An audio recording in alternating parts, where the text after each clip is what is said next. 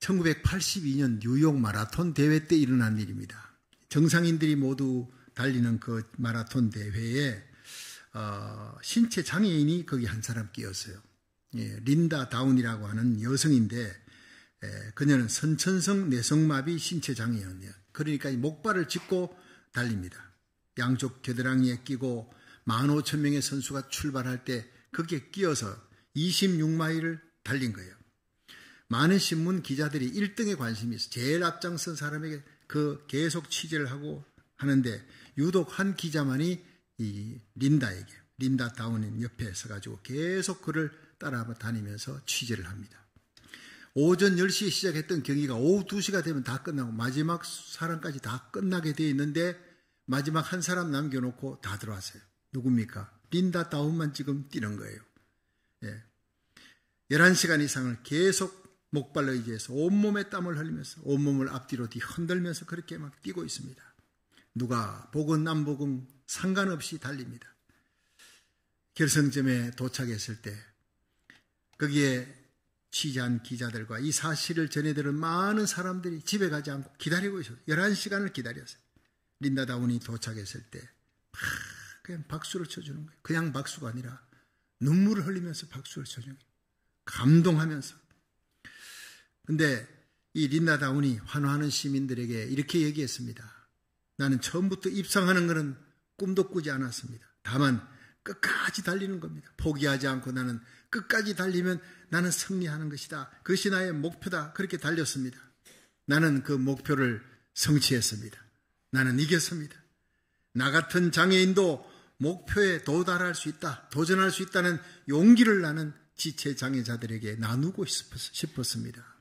나에게 끝까지 달릴 수 있는 힘을 주신 하나님께 영광을 돌립니다. 마지막 말이 제일 멋있잖아요. 자기가 끝까지 잘 달렸다가 아니라 마지막 끝까지 이런 몸으로 끝까지 달릴 수 있게 해주신 하나님께 감사합니다. 이 TV 방송을 경청하던 사람 중에 당시 레이건 대통령 때였으니까 레이건 대통령이 보고 너무 감동을 한 거예요. 그래서 린다 다운을 백악관에 초청을 해서 저녁 만찬을 하면서 그에게 격려를 해줬어요. 이 린다의 마지막 고백이 나에게 끝까지 달릴 수 있는 힘을 주신 하나님께 감사합니다. 그 글을 저는 그때 읽으면서 정말 저도 모르게 눈물이 났어요. 주님, 올해도 우리 성도들과 함께 끝까지 365일 잘 달릴 수 있는 힘을 주셔서 감사합니다. 이 고백이 저와 여러분의 고백이 되기를 주의 이름으로 축원합니다. 요한계시록 오늘 본문 22장 12절을 보니까 13절까지 내가 속히 오리라 그랬어요.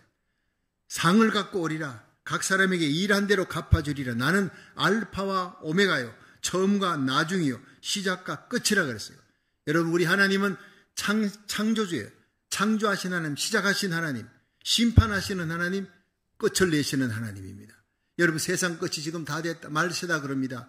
예수님이 오시면은 끝입니다. 그리고 또 새로운 시작, 예수님이 지상 재림하시고 천년왕국이 펼쳐지고 새하늘 새 땅 영원한 천국으로 들어가는 거기 또 펼쳐지는 거예요. 여러분, 모든 일을 시작하게 하시고 성취하게 하시는 그 전능자, 통치자, 모든 것을 끝내시는 심판자, 예수님께 영광 돌리는 삶이 되기를 주의 이름으로 축원합니다. 빌립보 1장 6절에 보면 너희 속에 착한 일을 시작하시니가 그리스도 예수의 날까지 이루시리라. 여러분, 우리 속에 구원을 시작하신 분이 누굽니까? 하나님입니다. 우리는 도저히 구원받을 수 없는 죄인인데 하나님의 긍휼로, 하나님의 사랑으로 예수님을 보내어 십자가와 부활로 우리를 구원하셨습니다. 그 예수를 구주로 믿음으로 시작된 우리의 구원이 주님 오시는 그날까지 이루어질 줄로 믿으시기 바랍니다. 그렇습니다. 우리 속에 착한 일을 시작하신 분이 있대요. 그가 그리스도 예수의 날까지 이루실 것이라는 우리의 신앙 고백입니다. 올해를 시작하게 하고 끝을 내게 하시는 그 하나님 앞에 이 송년주일에 우리가 어떤 고백을 드려야 되겠습니까? 고백을 잘해야 합니다. 이 송년주일의 고백이 새해 신년을 복된 신년으로 맞이하게 될 줄로 믿으시기 바랍니다. 첫째로 우리는 오늘의 삶의 결과, 올 한 해를 돌아보면서 감사하는 날이 되어야 되는 거예요. 우리 로마서 8장 28절 한번 읽어봅니다. 시작.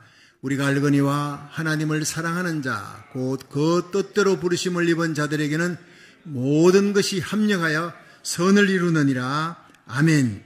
여러분, 우리 하나님은 창조자 하나님, 전능자 하나님입니다. 시작과 끝이 되는 하나님입니다. 그런데 그 하나님이 어떤 하나님입니까? 선하신 하나님입니다.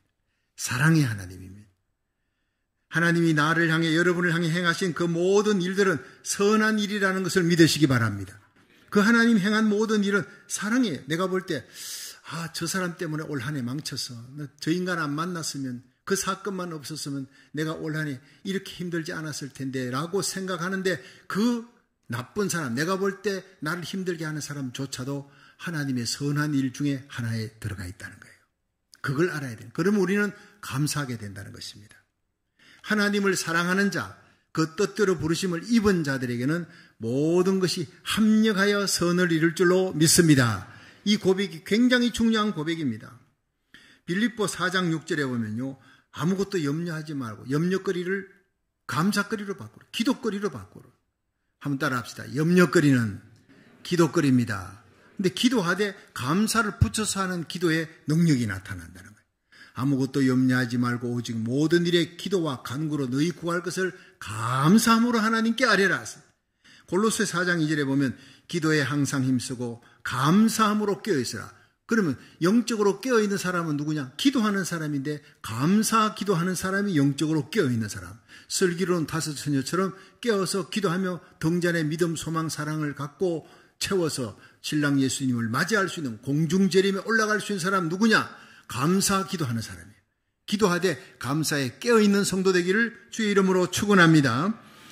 캘리포니아 사막에 벌새가 있는데, 이 벌새는요, 이 선인장 꽃을 향해 날아갑니다.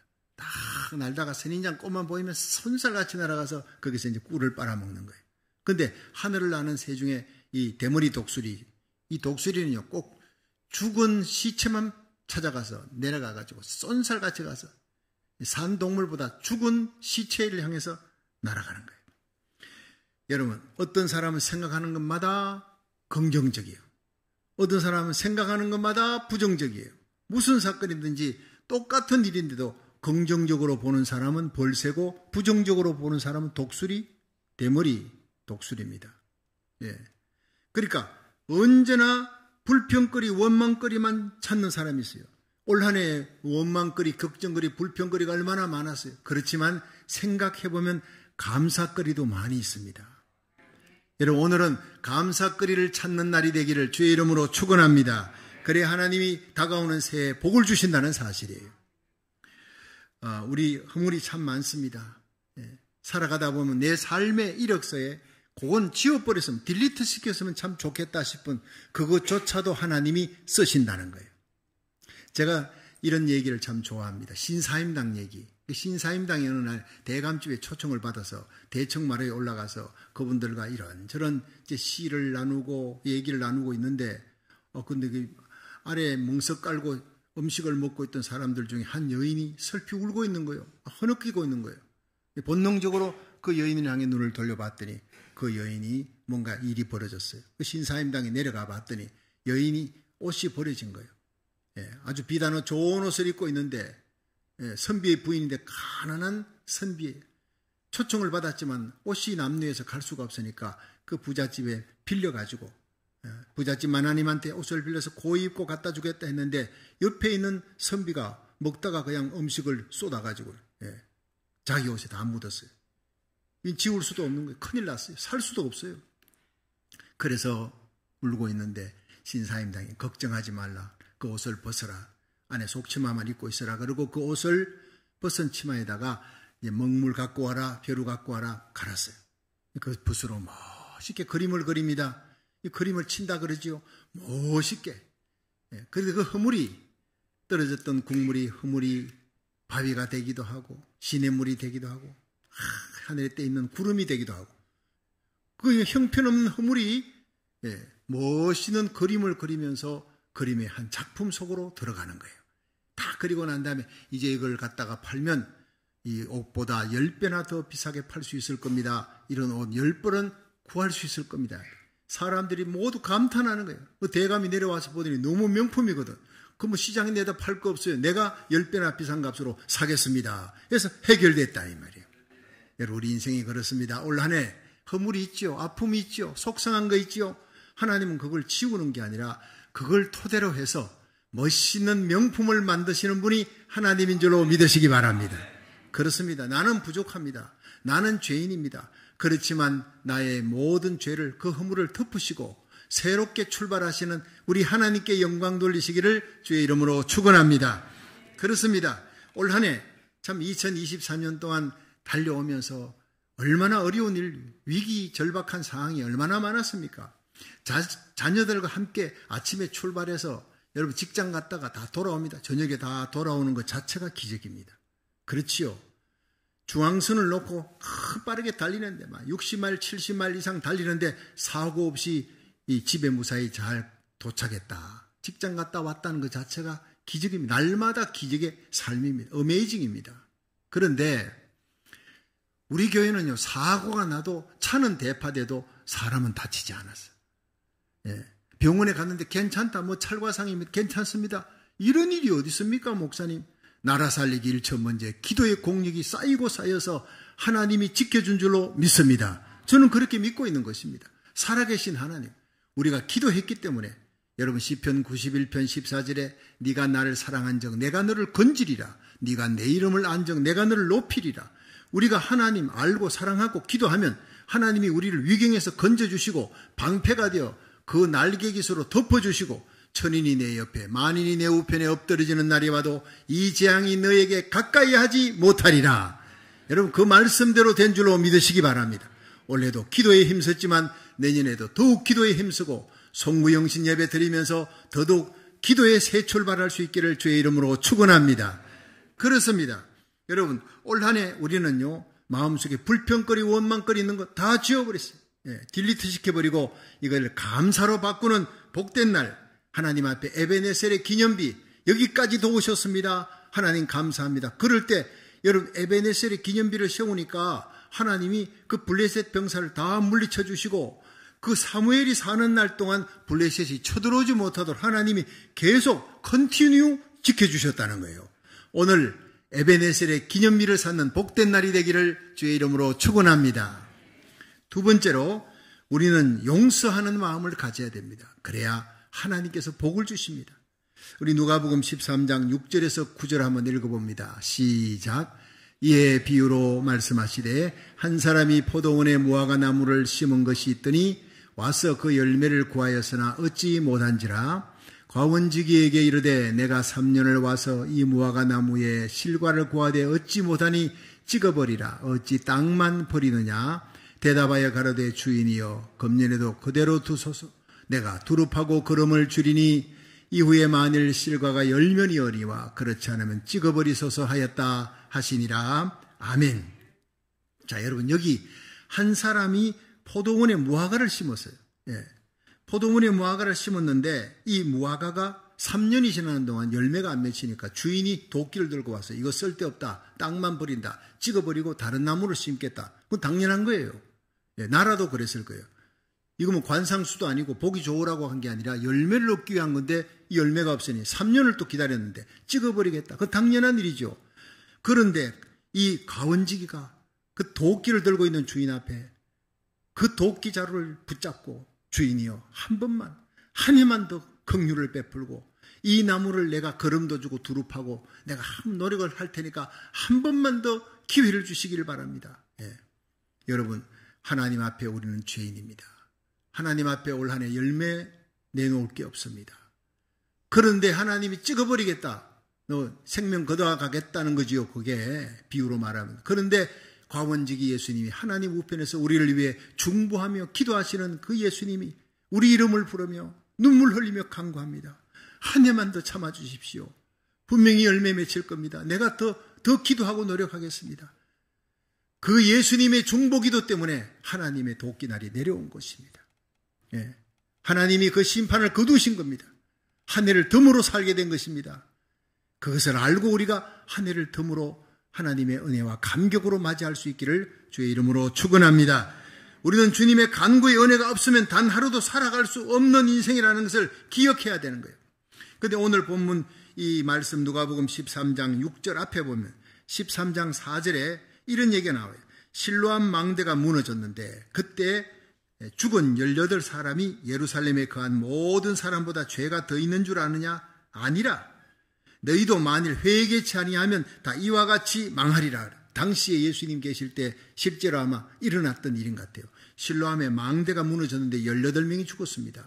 이 죽은 자들, 이 사고가 죄가 너희들보다 많아서 죽은 줄 아느냐? 아니다. 하나님이 회초리로 대신 때린 거다.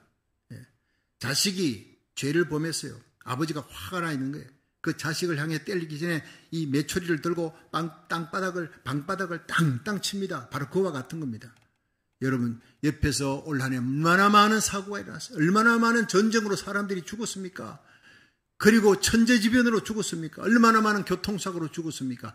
그들이 우리들보다 죄가 더 많아서 죽은 줄 아느냐? 아니라 너희도 회개치 아니하면 이와 같으리라. 주님의 말씀입니다. 하나님의 긍휼이 우리에게 더 임했다는 사실을 알아야 된다는 겁니다. 그렇습니다. 역사의 주권자 되신 하나님 앞에, 다시 오실 예수님의 공중 재림 앞에 우리는 날마다 경고를 받으며 사는 거예요. 저는요, 하늘에서 번개가 칠 때마다 저것도 하나님의 경고다. 번개 치면 얼마나 무서워요. 번개 칠 때 밖에 나가서 야 좋다 하는 사람 아무도 없습니다. 벼락 치고 번개 치고 천둥 치면 다 두려워하지요. 하나님의 심판은 그보다 1000만 배 더 무서운 것입니다. 여러분, 하나님을 두려워하며 살아갈 수 있기를 주의 이름으로 축원합니다. 사랑의 하나님이지만 심판의 하나님, 이 세상 마지막을 심판하시는 하나님 앞에 우리가 들림받아 올라가요. 우리에게 속한 자들 한 명도 이루어지지 않고 저와 여러분이 주님 앞에 온전하게 구원받고 사명 감당하다가 설 수 있도록 최선을 다하여 충성하시기를 주의 이름으로 축원합니다. 아름다운 성령의 열매를 맺어야 된다는 거예요. 로마서 8장 34절에 보면 누가 정죄하리요? 죽으실 뿐 아니라 다시 살아나신 이는 그리스도 예수시니 그는 하나님 우편에 계신 자요 지금도 우리를 위해 간구하시는 자신. 우리 예수님이 하나님의 긍휼, 하나님의 불쌍히 여기는 마음으로 예수님을 이 땅에 보내었고 예수님이 십자가 지시고 부활하셔서 예수님의 구원이 완성이 되어 그 예수 그리스도를 구주로 받아들임으로 우리의 모든 죄가 사해지고 심판이 떠나는 거예요. 정죄가 없는 거예요. 그 예수님이 십자가 달려 죽으시고 부활하신 후에 하나님 우편에서 뭘 하느냐? 지금도 우리를 위해 저와 여러분, 우리의 자녀들의 이름을 불러가며 기도하고 계신다는 거예요. 그 중보의 기도이기 때문에 우리가 덤으로 살게 된 줄로 믿으시기 바랍니다. 여기까지 오게 된 줄로 믿으시기 바랍니다. 우리가 주님 앞에 얼마나 빚졌느냐? 여러분, 죄인된 우리들이 죄 용서함을 받았다는 것은 1만 달란트 빚졌다는 거예요. 그 빚을 용서받았다는 거예요. 1만 달란트를 갖다가 계산하니까 60억 달러예요. 요즘 돈으로, 미화로. 근데 60억 달러 빚졌는데 살려달라고. 처자식 다 감옥에 넣겠다. 그러니까 싹싹 빕니다, 신하가. 그러니까 이 왕이 불쌍한 거예요. 불쌍한 마음이 마음속에 일어나니까 이걸 연기하겠다 이게 아니고 싹 다 갚아주겠다. 탕감해주겠다. 없는 걸로 하겠다. 기가 막힌 일이죠.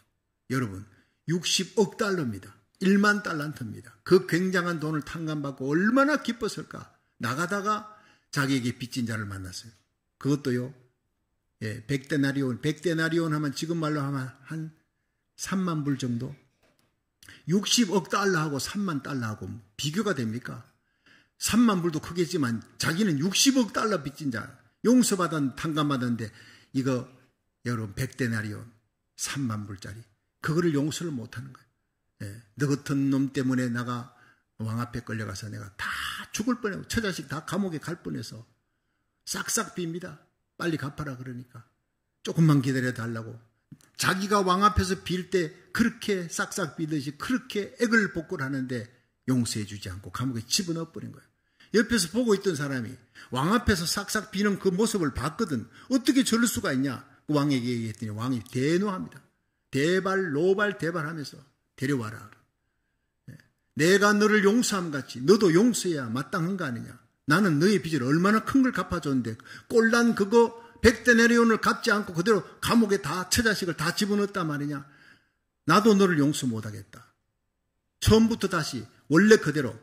그리고는 홀이라도 갚음이 없으면 절대로 감옥에서 못 나오도록 다 쳐넣어버렸다는 그 얘기가 말씀의 끝입니다. 그러면서 예수님의 말씀이 너희도 용서치 아니하면 너희 천부께서 이와 같이 하시리라. 여러분, 우리가 마지막에 주님의 심판대 앞에 섰을 때 뭘 따지느냐? 내가 너희를 용서한 같이 너희도 용서했느냐? 그걸 가지고 심판한다는 겁니다. 여러분, 사랑받았으니 사랑하며 살고 구원받았으니 이 엄청난 빚을 졌으니 빚 갚으며 사시기를, 용서하며 사시기를 주의 이름으로 축원합니다. 그렇습니다. 마귀는 우리의 모든 과거에 올 한 해 일어났던 쓰라린 일을 기억하게 하는 거예요. 남이 나에게 했던 그 속상하게 했던 그 허물 쓰라린 기억 자꾸 생각나게 하고, 그리고는 복수하려고 합니다. 밤잠 못 자게 만들고 그냥 아침에 일어나면 내가 만나면 내가 복수해야 되겠다, 이 생각만 하게 하는 게 마귀입니다. 그런데 그 마귀가 자꾸 그런 생각이 나게 하는데 그 스트레스를 받으면 밤새도록 몸에서 이 아드레날린이 나는 거예요. 아드레날린이 나오면 이게 동맥경화증이 걸린대. 결국 그것이 성인병이 되고 스트레스가 되고 암이 되고 사람이 빨리 죽고 심장병이 되고 다 그렇게 된다는 의사의 얘기입니다.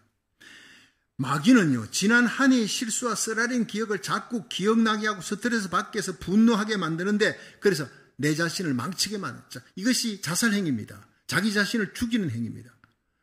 나를 힘들게 했던 그 사람은 두 발 펴고 잘 자는데 나는 막상 밤잠 못 자고 밤새도록 복수심으로 덜덜 끓고 있는 게, 이게 마귀가 그렇게 하는 짓이에요.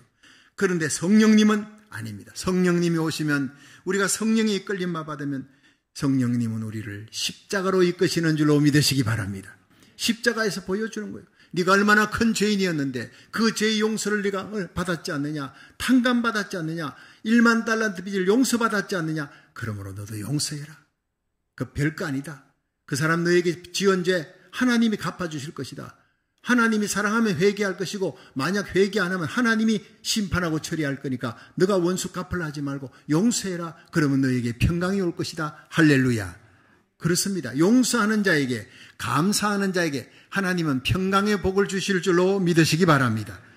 그래서 내 모든 잘못, 내 허물을 주님께서 다 용서해 주셨다. 나도 그 허물을 용서하자. 그 쓴 기억을 잊어버리게 되는 거예요. 잊어버리면 하나님이 뭐가 우리 심령에 오느냐? 평강이 강물같이 몰려오는 거예요. 기쁨이 몰려오는 겁니다. 아무것도 염려하지 말고 오직 모든 일에 기도와 간구로 너희 구할 것을 감사함으로 하나님께 아뢰라. 그러면 그리스도 안에 있는 모든 평강이, 예수 그리스도 안에 있는 그 평강이 여러분 심령 속에 쓰나미처럼 몰려오는 역사가 일어날 줄 믿으시기 바랍니다. 창세기 45장에 요셉의 용서가 나옵니다. 대표적인 얘기 아닙니까? 요셉은 형들에 의해서 17살에, 약관 17살의 나이에 억울하게 이스마엘 장사꾼에게 팔려버린 거예요. 애굽 땅에 종살이하러 가는 거예요. 보디발 장군 집에 팔려갔는데 죽을 똥 살 똥 고생해가지고 열심히 성실하게 하니까 총무의 자리까지 올라가서 이제 살만하다 싶었는데 보디발 장군의 아내가 유혹을 하는 겁니다. 절대절명의 유혹을 하는 겁니다. 성경에 나오지 않았지만 제가 이렇게 한번 각색을 해봤습니다. 이 여인이 유혹을 할 때 그냥 유혹하는 게 아니라 시와 때를 정확하게 알고 보디발 장군이 출장을 했을 것이다. 제 생각이에요. 이거 성경에는 없습니다. 출장하고 없는 사이에, 그리고 그 집안의 식구들 가운데 많은 사람들에게 돈을 주고 너희들 피크닉 가라. 요셉은 여기 총무니까 요셉은 나와 할 일이 있다. 그리고 요셉만 놔두고 다 떠나버린 거예요. 그러니까 이 보디발 장군의 아내가 요셉을 불렀어요. 이 집에는 너하고 나밖에 없다. 이렇게 된 거예요. 자, 그런데 날마다 동침하기를 구했습니다. 눈짓하면서. 이건 하루 이틀이 아니에요. 날마다 그러다가 결정적인 날을 만들어 놓고 불렀는데 이제 꼼짝없이 올무에 들어가게 된 거예요. 그랬을 거예요. 넌 나의 말을 잘 들으면 너 앞길 출세길 확 열린다. 근데 너 내 말 안 들으면 죽여버릴 거야. 어떤 방법으로. 할 수 있는 사람이에요. 이건. 힘이 있고 권세가 있으니까. 요셉이 꼼짝을 못하는 사람입니다. 꼼짝할 수가 없는 상황입니다. 그런데 요셉이 뭐라 그랬습니까? 코람디오 그럽니다. 예. 이 집의 모든 것 다 내게 맡겼어도 맡기지 아니한 것은 당신이, 자기 아내입니다. 보디발 장군의 아내입니다. 내가 어찌 이 큰 악을 행하여 여호와 앞에 득지하리까? 여러분, 폭탄 같은 선언입니다. 죽을 작정을 한 것입니다. 하나님 앞에서 이건 죄악입니다. 성결을 외친 겁니다. 그리고는 그 옷을 벗어서, 이 보디발 장군의 아내가 옷을 붙드니까 벗어서 도망을 간 거예요. 여러분, 불이 활활 타오르는데 그 불길을 중간을 지나가면서 이기겠다는, 그건 어리석은 미련한 사람이에요. 다 죽습니다. 정욕의 불이 타오를 때는 피해야 되는 거예요. 피해야 이기는 거예요. 긍경건의 모양이 아니라 능력을 가지고 여러분 죄악에 있는 장소 그거는 결코 가면 안 됩니다. 술 좋아하는 사람 술 끊었습니다. 근데 그 술집에 친구가 와서 가자 그러면 가면 안 되는 거예요. 거기 가면 마시게 돼 있습니다. 예, 그 술집에 데려가지 말고 교회 예배 드리러 새벽기도 가자 그러고 데리고 와야 돼. 예, 오히려 적극적으로 이겨나가기를 주의 이름으로 축원합니다. 선한 일에 적극적이 돼야 되는데 야, 너 술은 먹지 마. 너 가서 안주만 먹어. 술은 내가 마시게. 그렇게 다 속는 겁니다. 가면 마시게 돼 있는 거예요. 그러니까 여러분 악은 모양이라도 본받지 말아야 될 줄로 믿으시기 바랍니다. 올 한 해도 그렇게 살지만 내년에도 주님 오시는 그날까지 우리는 성결의 목숨을 걸어야 되는 거예요. 여러분 정말 많은 경우에 지금도 이렇게 보면요. 이 뉴스에 무슨 통계가 맞는지 안 맞는지 모르지만 믿는 사람과 믿지 않는 사람 둘 다 가만 보면요. 그 사람들이 포르노를 보는데 거의 비율이 비슷하대. 예수 믿는 사람이나 안 믿는 사람이나 그런 야동이나 포르노 보는 비율이 비슷하다고 그렇게 통계가 나와서 깜짝 놀랐습니다. 예수 믿는 사람은 그래도 좀 나아야 될 거 아닙니까? 아니라는 거예요. 그만큼 세상의 유혹이 강하게 몰려온다는 겁니다. 여러분 많은 사람들이 게임 중독, 마약 중독, 여러분 중독에 들어갑니다. 나도 모르게. 한국의 경찰이 붙잡혔잖아요. 엄청난 공을 세웠습니다. 마약 단속반이었습니다. 나 마약 단속 경찰이었는데 그 사람이 공을 많이 써요. 다 50번이나 상을 탔던 사람이 이 사람이 마약 중독으로 걸려 들어갑니다. 왜냐? 그 사람이 마약반 그 사람을 갖다가 잡아다가 집어넣으려고 이렇게 가는데 만났습니다. 근데 마약 주사를 한 번을 맞아야 그 사람의 그 뒷배경을 찾을 수 있는 거예요. 그 배우를 찾기 위해서 자기가 어쩔 수 없는 마약을 한방 주사를 맞았는데 그것이 바로 중독으로 결국 그 50번 상황을 탔던 마약 단속반 경찰이 마약 중독자가 됐어요. 감옥에 들어간 그 모습을 기사로 봤습니다. 한 번이 문제입니다. 여러분 마지막 때는 저와 여러분이 우리 자녀들이 성결의 목숨을 걸어야 될 줄로 믿으시기 바랍니다. 요셉, 코람데오 하나님 앞에서요. 예, 딱 한 번이 아닌 타협이 안 되는 거예요. 옷을 벗고 도망을 갔습니다. 결국 감옥에 들어가는 거예요. 보디발 장군이 감옥에 넣었단 보디발 장군도 알았습니다. 당시의 법에 보면요. 주인이나 주인의 부인을 능욕했다든가 겁탈했다든가 하면 그 사람은 3,000대 매를 칩니다. 200대 매 맞으면 죽습니다. 나머지 2,800대는 죽은 시체에다가 치는 거예요. 피투성이 되도록 능지처참하는 겁니다. 여러분 그 형을 받지 않았어요. 요셉이. 왜냐? 보디발 장군이 알았다는 거예요. 요셉의 신실함과 정결함과 성결함을 알았습니다. 자기 부인이 엄난한 여자라는 걸 알았습니다. 그러니까 요셉을 보호하기 위해 그렇게 감옥 속에 넣었다는 얘기예요. 결국 그 안에서 술 맡은 가는 장, 떡 맡은 가는 장 만나고 꿈 얘기를 들어주고 해몽해주고 술 맡은 가는 장이 풀려나고 떡 맡은 가는 장 죽었어요. 2년의 세월이 지납니다. 내가 억울하니까 나를 풀어주십시오. 왕 앞에 가면 날 풀어주십시오. 요셉이 아무리 얘기해도요. 나간 후에는 싹 잊어버렸어요. 잊어버린 지 2년입니다. 그리고 난 다음에 30세가 됐어요. 요셉이 30세, 마지막 28세에서 30세까지가 제일 마지막에 힘든 과정이에요. 날마다 기다려. 하마나 술 맡은 가는 장으로부터 좋은 소식이 올까. 그게 2년 지나는 그 깊은 연단을 끝난 후에 만 30이 딱 찼을 때 여러분 요셉에게 기쁜 소식이 들어옵니다. 술 맡은 가는 장이 오더니 빨리 바로 왕이 너를 찾는다. 그래가지고 간 거예요. 바로 왕이 꿈을 꿨는데 꿈을 해석할 사람이 아무도 없어. 술 맡은 가는 장이 맞습니다 왕이요. 내가 2년 전에 왕에게 노여움을 받고 이 보디발 장군 집에 감옥에 들어갔을 때 히브리 소년을 만났는데 꿈을 그렇게 잘 풀었습니다. 이제 기억났습니다. 빨리 데려오라. 그날 총리가 되는 거예요. 국무총리가 되는 겁니다. 할렐루야. 해와 달과 11별이 자기에게 절하는 그 꿈이 이루어지는 영광의 날입니다. 여러분 그런데 그 술 맡은 관원장 때문에 살아났잖아요. 요셉이 마지막 2년 동안 얼마나 기다렸을까. 그럼에도 불구하고 요셉의 신앙은 하나님만 바라보고 하나님은 절대로 신실하신 분이시다. 나를 속이지 않는다. 하나님 때가 되면 내 때가 아니라 하나님의 때에 이루어질 줄로 믿습니다라는 그 믿음과 소망이 요셉을 기다리게 했고 기다리면서 감사하며 기다리게 했고 마침내 약관 30의 나이에 총리의 자리에 올라설 수 있는 영광을 얻게 된 줄로 믿으시기 바랍니다. 그런데 요셉의 형들이 왔잖아요. 언제 왔습니까? 요셉이 39살 됐을 때 30세에 총리가 되었고 그리고 7년 풍년이 지나가고 그리고 흉년이 2년 지났어요. 요셉이 아직도 5년이 흉년이 남았습니다 라고 얘기를 했습니다. 그런 걸 보면요, 39세, 풍년 7년 지나고 흉년 2년 지났으니까 9년이 지났어요. 요셉이 애굽 땅에서 환란이 일어나고 난 다음에, 그래서 39세가 되었을 때 형들이 와서 곡물 살려고 왔는데 형들이라는 걸 알아봤습니다. 그 형들이 회개했는지 아닌지 알아보기 위해서 요셉이 뭘 펼쳤습니까? 시몬을 가두는 거예요. 그 다음에 베냐민을 가두는 거예요. 그때 유다가 나타났어요. 이 베냐민을 살려주세요. 베냐민의 생명과 아버지의 생명이 연결되어 있으니 이 베냐민 때문에 아버지가 죽습니다. 베냐민 여기 가둬놓으면 아버지가 죽습니다. 효심 많은 요셉이 눈물이 나는 거예요. 아버지 얘기하니까 보고 싶기도 하고, 아버지가 죽는다니까 가슴이 약해지는 거예요. 근데 유다가 계속 얘기합니다. 이 베냐민 대신에 나를 가둬주십시오. 죽을 일이 있다면 내가 베냐민 대신 죽겠습니다. 여러분, 이것이 바로 문제를 해결했습니다. 그때 비로소 요셉이 방성대국을 합니다. 주위 사람들 물러가라. 다 물리쳐놓고, 형님들 나요, 당신들이 나를 팔았잖아요. 17살 소년 때 나를 억울하게 팔아서 애굽 땅 종살이 시켰지 않습니까? 물 없는 구덩이에 넣어 죽이려 하지 않았습니까? 이 요셉의 형들이 입을 딱 벌리고요, 기가 막힌 일입니다. 이제 다 죽었구나 싶었을 거예요. 그때 요셉이 했던 말이 창세기 45장 5절에 당신들이 나를 이곳에 팔았으므로 근심하지 마세요. 두려워하지 마세요. 한탄하지 마세요. 하나님이 생명을 구원하시려고 나를 당신들 앞에 보내셨나이다. 하나님이 보내셨나이다. 형들이 나를 파는 것이 아니라 그 뒤에 하나님이 나를 보내셨어요.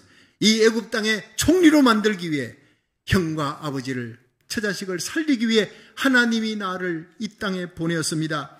그런즉 나를 이리로 보낸 자는 당신들이 아니요 하나님이시라. 하나님이 나로 바로의 아비를 삼으시며 그 온 집에 주를 삼으시며 애굽 온 땅에 치리자를 삼으셨나이다. 이 고백을 하면서 형들과 그 처자식을 고센 땅에 데리고 와서 이 애굽 땅의 총리의 영광을 함께 누리게 했습니다. 저는 여기서 놀라운 원칙을 하나 발견합니다. 용서하는 마음을 가진 자를 하나님이 최고의 자리에 올릴 줄로 믿습니다. 바로 그것입니다. 요셉이 만약 복수하려는 마음을 가졌다면 하나님은 총리의 자리에 절대 올리지 않았을 거예요. 올려놓으면 막 복수극이 벌어집니다. 그 중에 제일 먼저 누굽니까? 보디발 장군의 아내부터 처형했을 거예요. 그런데 성경은 보디발 장군의 아내를 처형했다는 얘기가 없어요. 용서했습니다. 요셉의 형들 용서하듯이 용서하는 마음을 가진 자를 하나님이 높여주는 겁니다. 오늘 여러분 마음속에 아픔이 있습니까? 복수하고 싶은 마음이 있습니까? 미워하는 마음이 있습니까? 그 마음을 예수의 피로 덮으시고 용서하시기를 주의 이름으로 축원합니다. 그래야 요셉처럼 하나님이 높여주신다는 사실. 여러분, 알파 오메가 되신 하나님, 용서는 성숙한 자, 강한 자, 하나님께 은혜 받은 자만이 할 수 있는 특권입니다. 아무나 할 수 있는 게 아니에요. 용서는 하나님적인 사람들이 할 수 있는, 그리스도인이 할 수 있는 유일한 특권입니다. 용서하는 마음을 가진 자에게 하나님은 능력도 주시고 평강도 주시고 존귀한 자리에 세워주실 줄로 믿으시기 바랍니다. 그렇습니다. 우리는 우리의 삶 속에 뭔가 막히고 풀리지 않는 것이 있다면요, 결박된 거 있다면 마음에 뭔가 맺혀 있구나, 미움이 마음속에 맺혀 있구나, 그걸 빨리 풀어야 돼. 땅에서 매면 하늘에서도 매어버린 거예요. 땅에서 풀어야 하늘에서도 풀어주는 거예요. 이 시간 십자가 밑에 내 모든 실수도 아픔도 다 내려놓고 다른 사람이 나에게 저지른 모든 쓰라린 기억들, 그 분노, 미움, 아픔 다 내려놓으십시오. 그래야 십자가 밑에서 나도 용서받고 내게 아픔을 준 자도 용서함으로 이 시간 하늘문이 열리는 평강의 복을 받으시기를 주의 이름으로 축원합니다. 마지막 세 번째, 우리는 도약하는 믿음을 가져야 됩니다. 그래야 복을 받을 수 있습니다.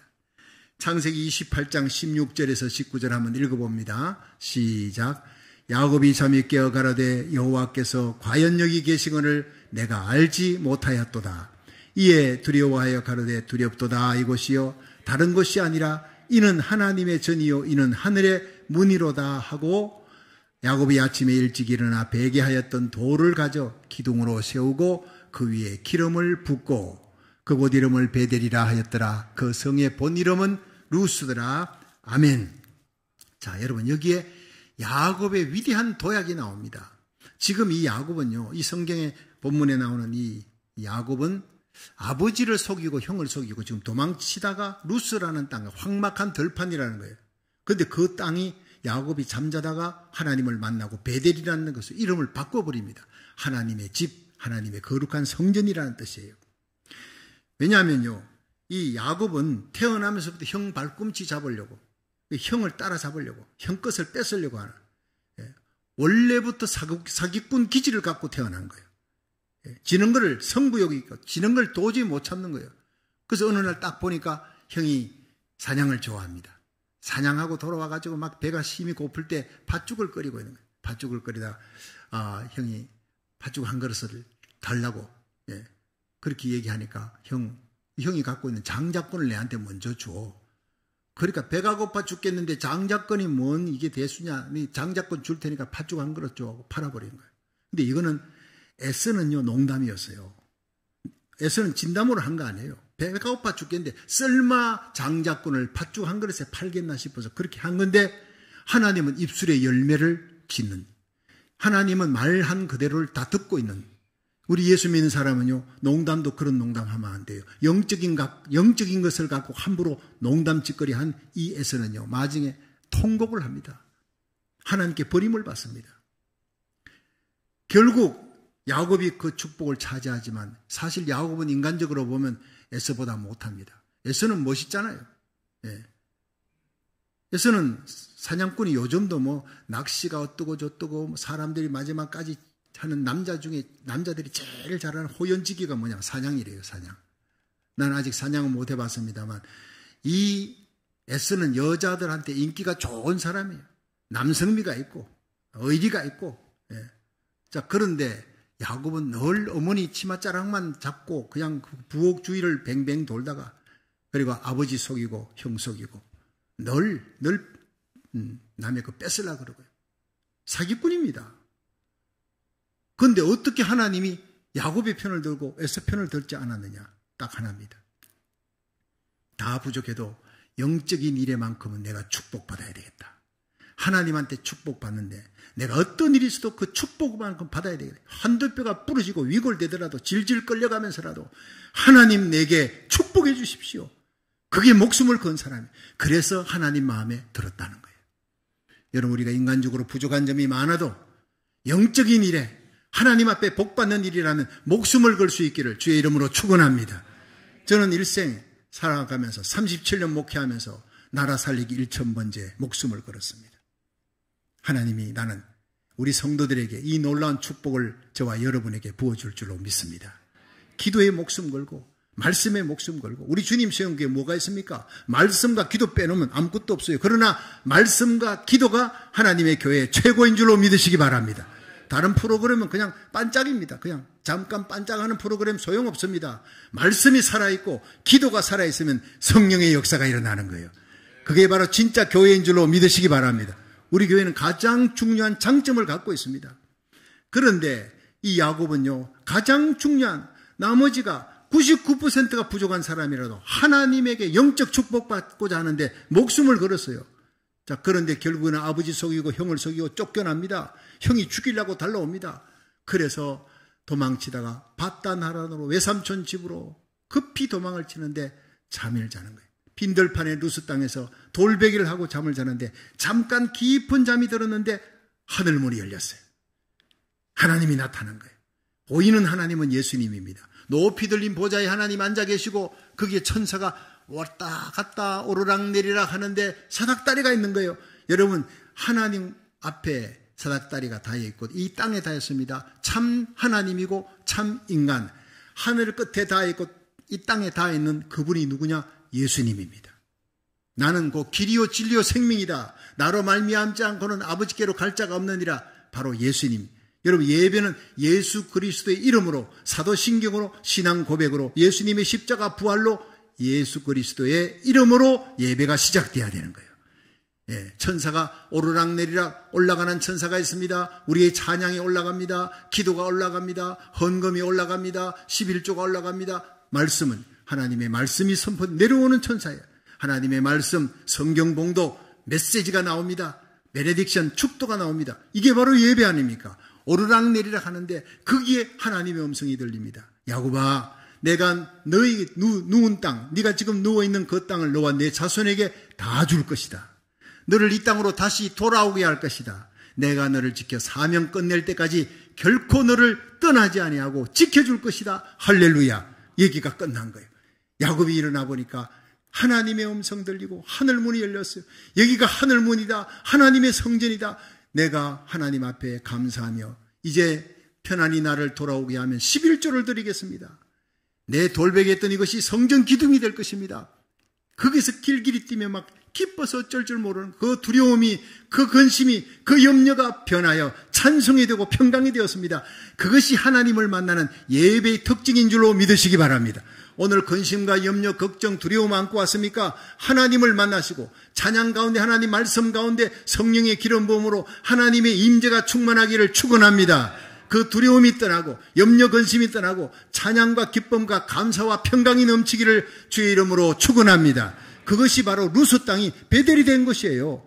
그 사기꾼이 의인이 된 겁니다. 사기꾼 야곱이 하나님께 복받는 사람이 된 게 베델의 축복입니다. 날마다 예배 때마다 베델의 복을 받을 수 있기를 주의 이름으로 축원합니다. 그렇습니다. 야곱은 믿음으로 도약했습니다. 그 두려움, 염려, 근심이 하나님을 만나고 나니까 돌베개 했던 것을 씌워놓고 하나님 성전이 될 것입니다. 서원하고 기도하고 축복하고 11조 드리겠습니다. 여러분, 하나님께 뭘 바치려고 먼저 하지 마십시오. 먼저 예배 가운데 찾아오시는 하나님을 만날 수 있기를 주의 이름으로 축원합니다. 야곱이 하나님 나 잘못했습니다. 형 속이고 그리고 아버지 속였습니다. 용서해 주십시오. 그런 얘기 없었어요. 그렇죠. 반성도 없었어요. 일방적으로 하나님이 찾아오신 겁니다. 죄인에게 행한 하나님의 은혜, 우리가 회개한들 회개하지 못한 죄가 더 많을 거예요.